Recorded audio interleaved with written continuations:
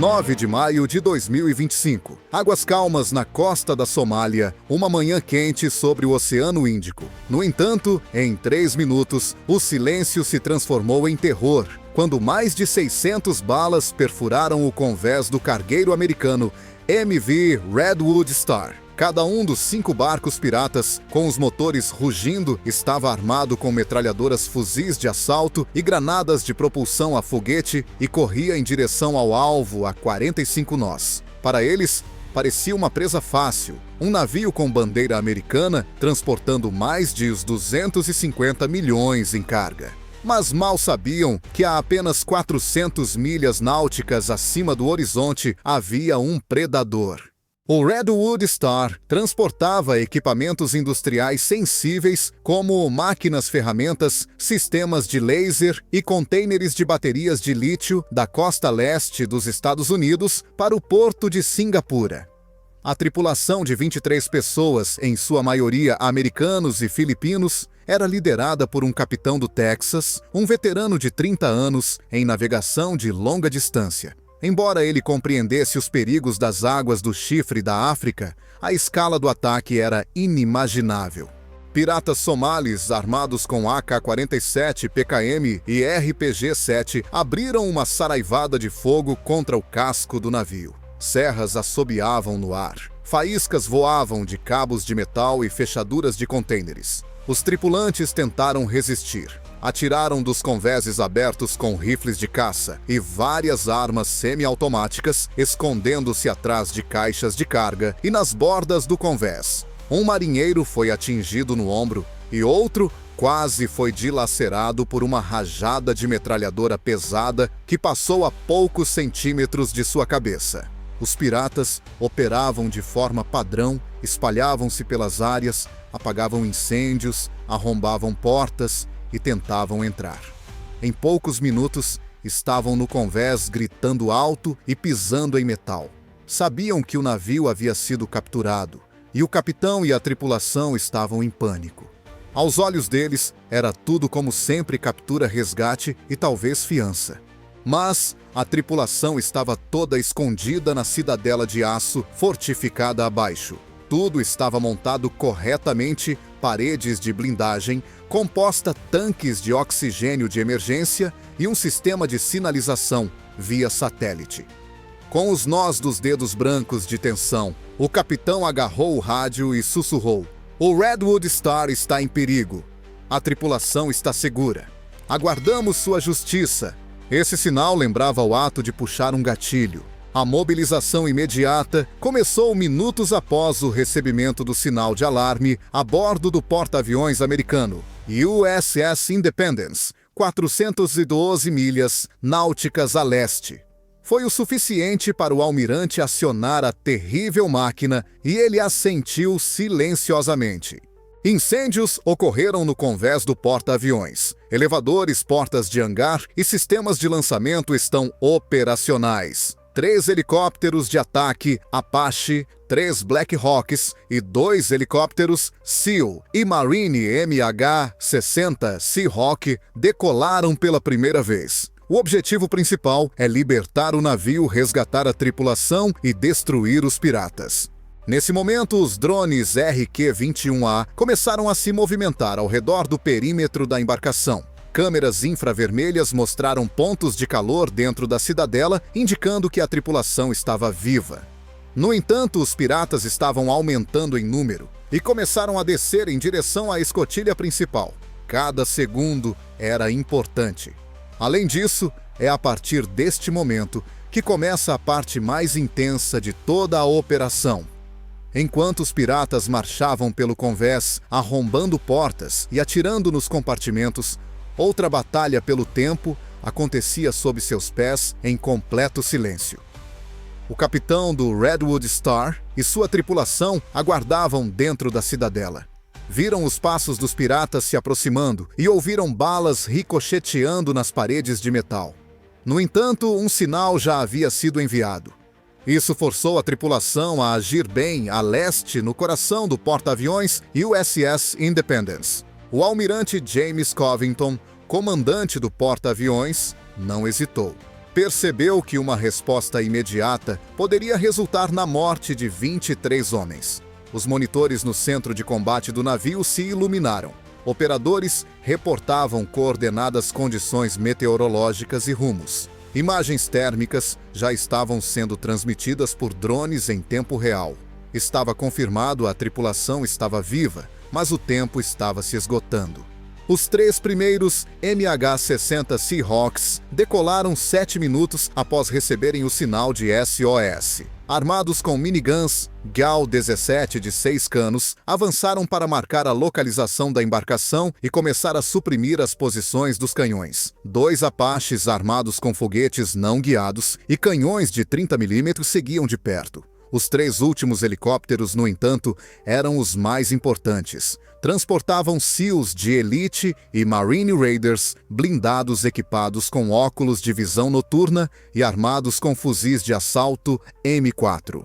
Enquanto esse exército de aço atravessava o oceano, informações do porta-aviões continuavam a chegar. Havia pelo menos 15 piratas a bordo e alguns já se aproximavam da cidadela. A presença de um grande objeto metálico, provavelmente um RPG, foi confirmada por dados de satélite. Eles estavam prestes a passar. O jovem tenente olhou para a tela e sussurrou: "Eles estão no limiar da entrada. Inclua todos. Essas são as nossas pessoas", afirmou o almirante firmemente. O som das hélices podia ser ouvido nas ondas. Os Seahawks foram os primeiros a chegar. Um uivo se elevou no convés do Redwood Star, enquanto as metralhadoras dos helicópteros disparavam mais de 2.000 tiros por minuto, destruindo contêineres e abrigos não convencionais. Em pânico, os piratas correram em direções diferentes. Alguns pularam em direção às caixas, enquanto outros caíram no convés e atiraram às cegas. Os Apaches então apareceram. Uma rajada de tiros de canhão de 30 mm matou instantaneamente um dos piratas, enquanto ele tentava se esconder em campo aberto. Vários outros se reuniram sob um guindaste de carga, mas suas posições foram destruídas por um míssil Hydra 70. Tudo aconteceu rapidamente, sem dar tempo aos piratas para se reagruparem. 3 Black Hawks se aproximaram e pairaram sobre o navio, e 50 fuzileiros navais começaram a descer em cordas atrás deles. Eles se posicionaram em setores de forma disciplinada, posicionaram-se em formações de batalha, formaram equipes curtas e abriram fogo. Um dos piratas conseguiu pegar um RPG, mas caiu no peito com 2 tiros antes de conseguir puxar o gatilho. O que seguia os americanos foi ferido por tiros de metralhadora. Tudo isso durou apenas 6 minutos. A batalha deixou 8 piratas mortos e 4 de joelhos com as mãos para cima. Nenhum civil americano ficou ferido. O comandante dos SEALs comunicou por rádio: "Convés sob controle, sem baixas, preparando para decifrar a cidadela." Após um momento de silêncio, o capitão do navio responde alegremente de dentro: "Nós existimos, estamos prontos para sair." Contudo, foi a partir deste momento que teve início a segunda, e não menos importante parte da operação, que consistiu em punir os autores deste atentado. Logo após o capitão informar que a tripulação havia alcançado seus objetivos e estava pronta para a evacuação, teve início a fase mais brutal da operação. Fumaça subia do convés do Redwood Star e o cheiro de pólvora e metal quente pairava no ar.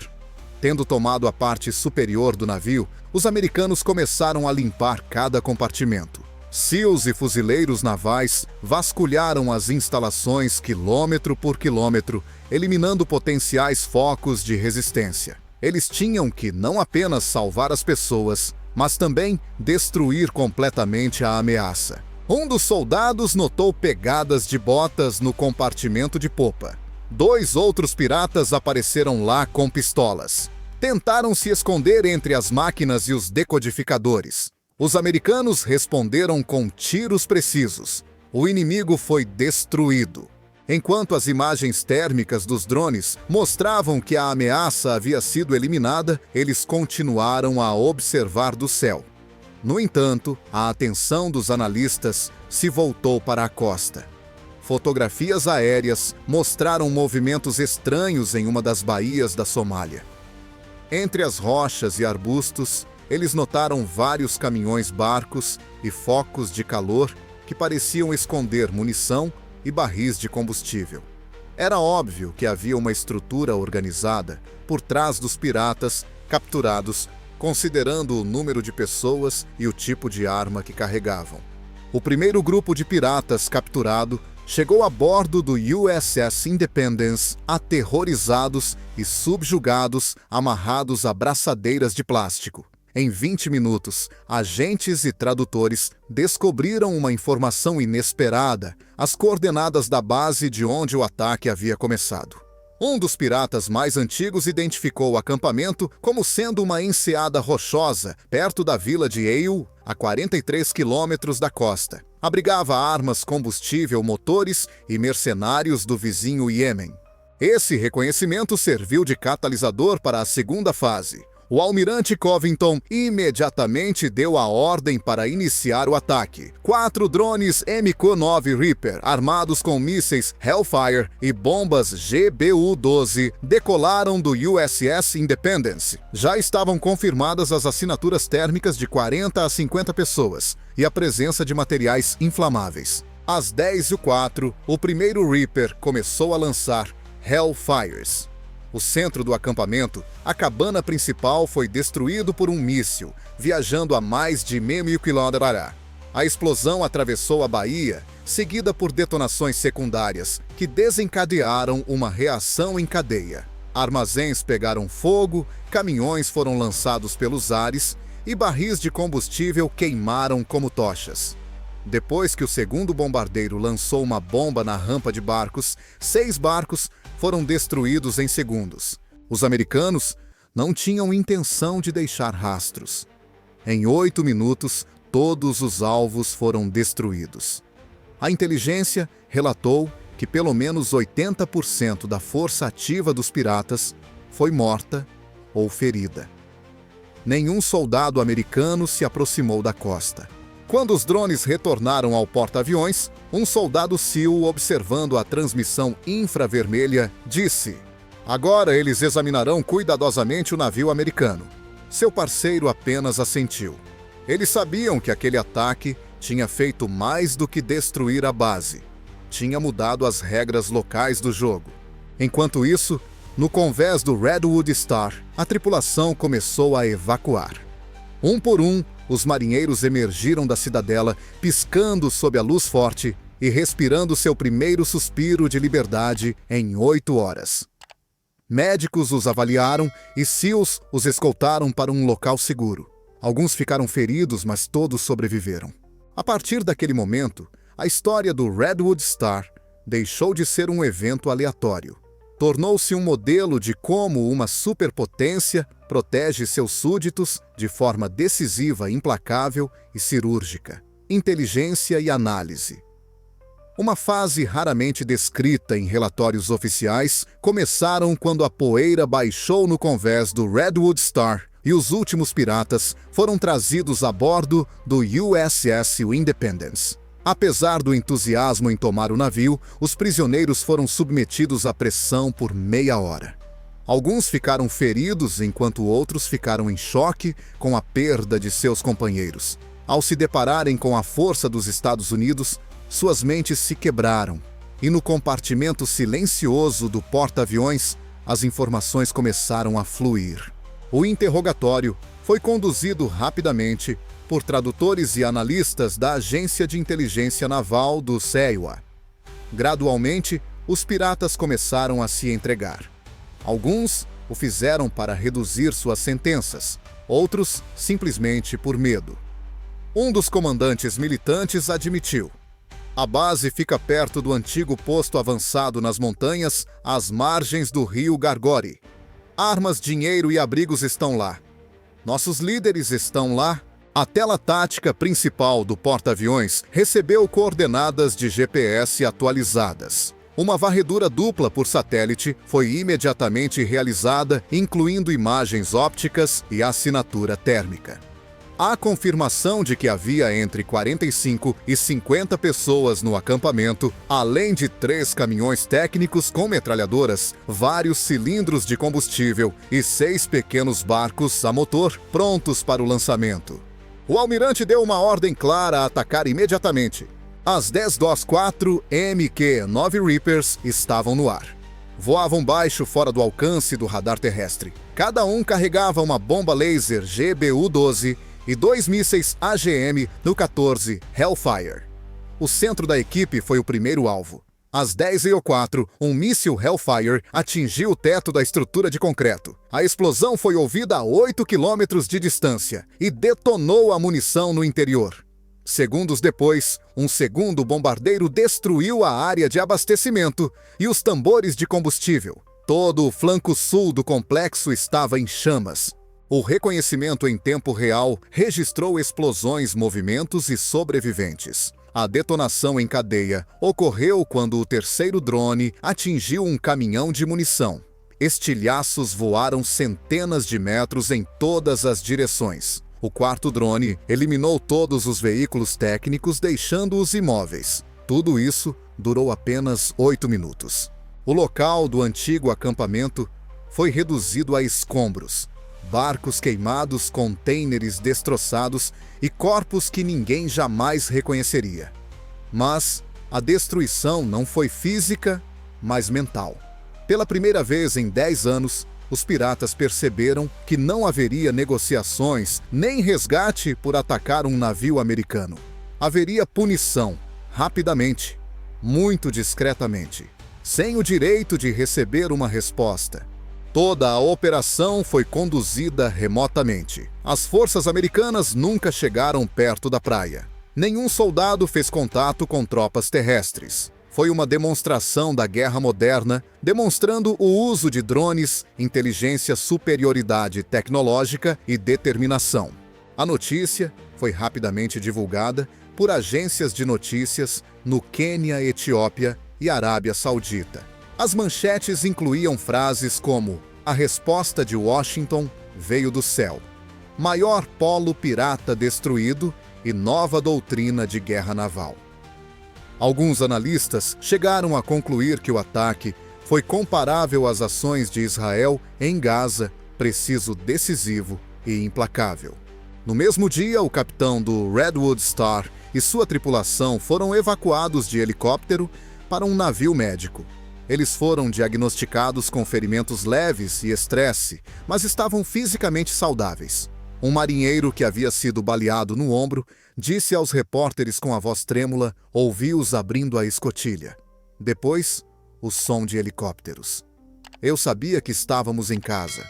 A bandeira americana, mais uma vez hasteada no Redwood Star, tornou-se um símbolo não apenas de vitória, mas também de advertência. O pânico se espalhou pela costa somali quando os 2 últimos mísseis atingiram a base pirata. Mensagens urgentes de grupos piratas espalhados pela costa foram captadas por interceptações de rádio do USS Independence. Algumas pessoas gritavam no rádio: "Eles nos seguiram! Avante barcos! Não responda aos avisos! Comece já!" Em poucas horas, teve início a repressão mais rápida da história da pirataria moderna aos pontos de pirataria da África Oriental. As vilas de pescadores que antes serviam de cobertura para os piratas desapareceram. Centenas de barcos foram puxados para a terra e escondidos na mata. Armas foram levadas para esconderijos nas montanhas. Suprimentos de combustível foram enterrados. Os principais capitães das gangues desapareceram. O relatório foi apresentado pelos parceiros comerciais Maxar e Planet Labs, assinado pelos consórcios de seguros Lloyds e Allianz. Uma queda acentuada na atividade de barcos piratas foi registrada nas últimas 72 horas. Áreas onde gangues atuavam estão agora vazias. Pontos de observação sobre rotas de navegação não estão sendo usados para fins de pequena escala. Uma pausa incomum. Os relatórios tiveram um impacto imediato na economia global. Pela primeira vez em mais de uma década, as taxas de seguro para navios que passavam pelo Golfo de Aden e pela zona da Somália caíram 12%. Veículos de comunicação de negócios como a Bloomberg e o Financial Times chamaram isso de efeito dominó marítimo, como resultado de uma grande operação. Assim, o USS Independence não partiu. O porta-aviões permaneceu estacionário, realizando voos periódicos de reconhecimento. Drones Reaper e Predator sobrevoavam regularmente a costa e helicópteros Seahawk e drones de patrulha MQ-8 Fire Scout pairavam sobre as águas. Cada voo servia como um alerta. Estamos aqui, você está aqui, não faça isso. Qualquer barco que tentasse se aproximar das rotas dos navios mercantes era imediatamente identificado e bloqueado. A equipe de forças especiais desarmou vários barcos na costa, apesar dos sinais visuais. Em um caso, câmeras da Reuters capturaram 6 SEALs, desarmando 3 suspeitos sem disparar um tiro. Ao mesmo tempo, os Estados Unidos exerceram pressão diplomática. Representantes da Marinha dos USAIR mantiveram reuniões informais com as autoridades do Djibouti, dos Emirados Árabes Unidos e até mesmo com as autoridades temporárias em Mogadíscio. Os Estados Unidos não permitirão mais ataques a seus navios. Isso não se refere apenas à punição, mas também ao controle.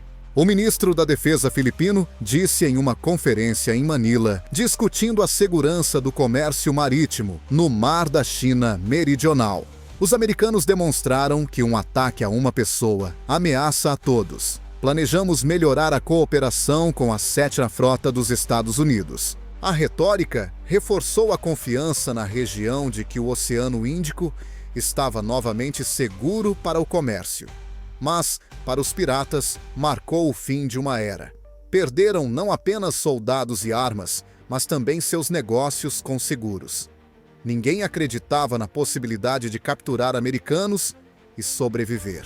Consequentemente, até o final de maio de 2025, 16 líderes piratas conhecidos foram mortos ou fugiram da zona de guerra. A infraestrutura foi destruída, o tráfego foi interrompido e o entusiasmo foi quebrado. Foi mais do que apenas destruição, foi rendição incondicional. Em 9 de maio de 2025, ao meio-dia, horário da Somália, a operação de resgate da tripulação do Redwood Star foi oficialmente encerrada. A tripulação, incluindo os feridos, foi evacuada para o navio-hospital USNS Mercy, ancorado em águas internacionais. O capitão do navio, um homem que já havia sobrevivido a tempestades e ataques no Caribe, no Estreito de Hormuz, declarou: "A América chegou. Os americanos fizeram a sua parte. Os americanos deixaram uma marca." A frase rapidamente se espalhou pelos canais do Telegram e boletins de notícias, e até apareceu nas manchetes do jornal israelense Haaretz e do jornal paquistanês Dawn.